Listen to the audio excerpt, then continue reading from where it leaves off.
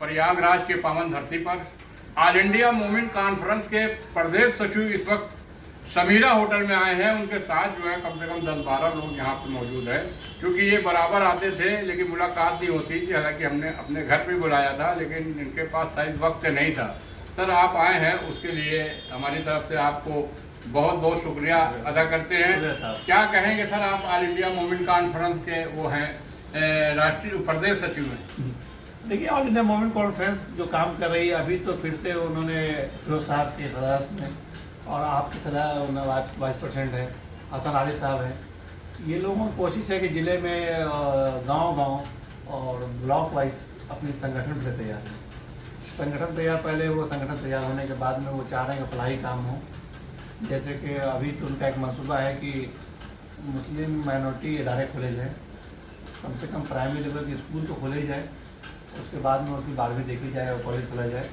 फिर उनका ये है कि जो बच्चियों की जो शादी जो राजस्थान में कोटा में जो होता है उस तर्ज पे फ्री में कराई जाए और ये जो बीमारी दहेज का है उसे ख़त्म किया जाए। तो मैं इससे बहुत इत्तेफाक रखता हूँ और ये होना भी चाहिए सभी बिरादरी को, सभी जातियों को, करके सभी धर्मों के लोगों को।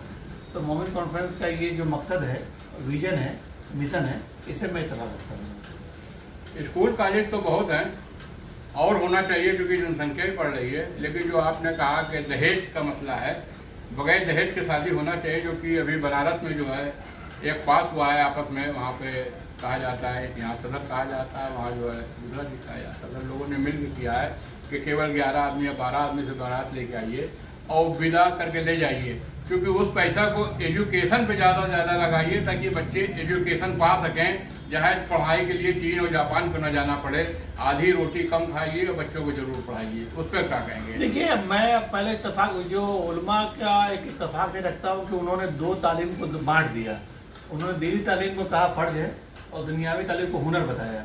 ये गलत है क्योंकि मैं इस वाक़े से नहीं इत्तेफाक रखता कि हज़रत हमारे नबी के दौर में एक जंग में हातिम ताई की पोती गिरफ्तार होकर आ गई। तो नबी को उन्होंने बताया कि मैं हातिम ताई की पोती हूँ। नबी ने कहा आपके दादा के मुतालिक मुझे मालूम है, वो बहुत सखी इंसान थे, इंसानियत के बहुत हमदर्द थे। तो आप उन्होंने चादर बिछाया, उनको एहतराम से रखा। तो उन्होंने कहा मैं जजिया नहीं दे पाऊँगी, ये हमारे लोग नहीं दे पाएंगे। तो नबी ने कहा कि ठीक है, आपके लिए जजिया पैसे की सूरत में नहीं होगी, माल की सूरत में नहीं होगी, आप अंसार और महाजिन के जो बच्चे हैं उनके 10-10 बच्चों को तालीम दे दीजिए, आप लोग जा सकते हैं, आज़ाद है। तो वहाँ से ये मालूम होता है कि वो कलाम पाक को पढ़ा नहीं रही थी, वो तो इस्लाम में दाखिल हुई नहीं थी। तो वो क्या इल्म दे रही थी उस वक्त? तो वो इस्लाम के दर्स तो दे नहीं रही होंगी। जो इल्म उनको आती होगी अपने मज़ाहिब के या अपने दुनियावी के, तो वो दे रहे होंगे। तो इसलिए कि आपका ये कहना है कि बहुत सारे इदारे हैं मुसलमानों के, ऐसा नहीं है। और मैं all national minority education conference का मेंबर भी रह चुका हूँ। जस्टिस सिद्दीकी साहब के साथ में काम करता था, मेंबर नहीं काम करता था। तो मैंने हिंदुस्तान में 50-60 लोगों को माइनॉरिटी कैरेक्टर दिलवाया। आजम खान की यूनिवर्सिटी को भी मैं दिलाया वहाँ जो। और सालिम अंसारी साहब जो मऊ से राज्यसभा थे, उनके मऊ मुस्लिम इंटर कॉलेज का 23 साल बाद मैं ही दिलाया था। और बलथरा रोड में जो गांधी मेमोरियल स्कूल है उसका भी मैं ही दिलाया था।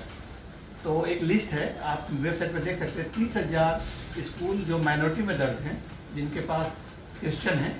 20,000 तो मान लीजिए क्रिश्चियन के पास ही है, उसके बाद में जैन है, उसके बाद में सिख है, पारसी है और सबसे आखिर में हमारा नंबर आता है। तो ये कह देना कि हमारे पास बहुत सारे इदारे हैं, ऐसे ये गलत है साहब। इदारे तो हर गली में खुलने चाहिए और हर नुक्कड़ पे लाइब्रेरी होनी चाहिए। क्योंकि ये आप भी जानते हैं कि सर, अगर शीशे की दुकानों में अगर जूते रहेंगे और रास्ते पे किताबें बिकेंगी तो कौन को जूतों की ज़रूरत है, किताबों की ज़रूरत नहीं। बहुत बहुत शुक्रिया। आपने देखा अधिवक्ता हैं मोहम्मद अली अंसारी साहब है, बिहार के रहने वाले हैं। हालांकि पूरे भारत में जाते हैं क्योंकि इनको दीनी तालीम भी मालूम है, दुनियावी भी तालीम मालूम है। जो कि इन्होंने अपनी बात जो है हमारे मीडिया के जरिए जो इन्होंने कह दिया है। मैं ब्यूरो चीफ इसरार अंसारी, इलाहाबाद।